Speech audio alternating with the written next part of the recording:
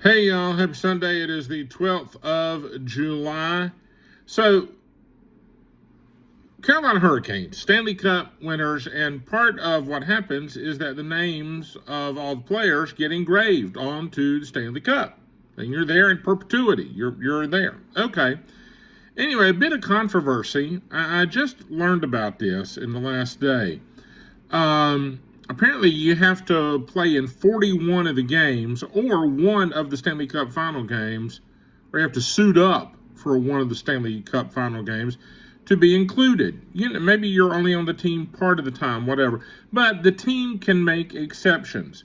Well, there was a player who only played 38 games and then was sent back to the minor leagues, but he played 38 regular season games with the Carolina Hurricanes. He was not included. His name was not included, not engraved on the Stanley Cup. This is at the direction of the owner of the team. Also excluded was the equipment manager, who's been with the franchise since they were in Hartford, Connecticut. His name was engraved on the cup when they won it 20 years ago, but he was excluded this time. Now, you could have that discussion all you want. But what makes this even more striking is that the owner of the team included his spouse and all of their children.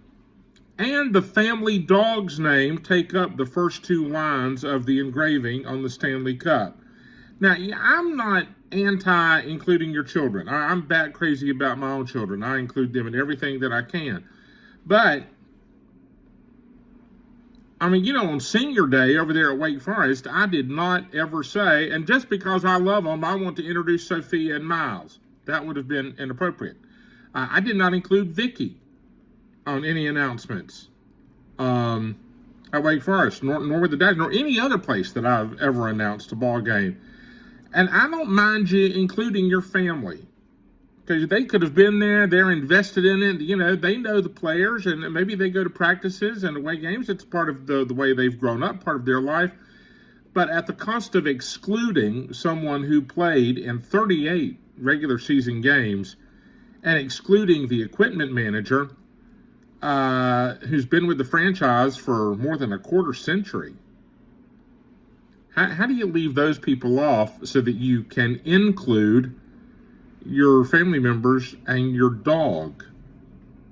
I'm just not sure how I reconcile that.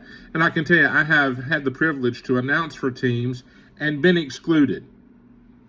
There's just no way around it. When Wake has won regular season championships, I've never gotten a ring. I ain't never gotten a plaque. I ain't never got a certificate. I never got nothing. Never got a letter at Wake Forest. And I felt like I was a part of the home field, home court success. The bowl games, no rings. Regular season basketball championships, no rings. National championships in some Olympic sports, no rings. So I understand, and I'm going to tell you what, it does sting a bit when you're excluded. And you did everything you could to help create a winning environment, and you're told you're a part of the program, and you feel like you're a part of the program, but then when it comes time to hand out trophies and awards, you're left off the list. So I bristle along with that player and the equipment manager. They absolutely should have been included, and I don't want to exclude children. I think families are a part of the cause, but you got to make it right for the people who put in the blood, sweat, and tears on the court, on the field, on the ice. You know what I mean? So I just really don't think much of that owner for doing that.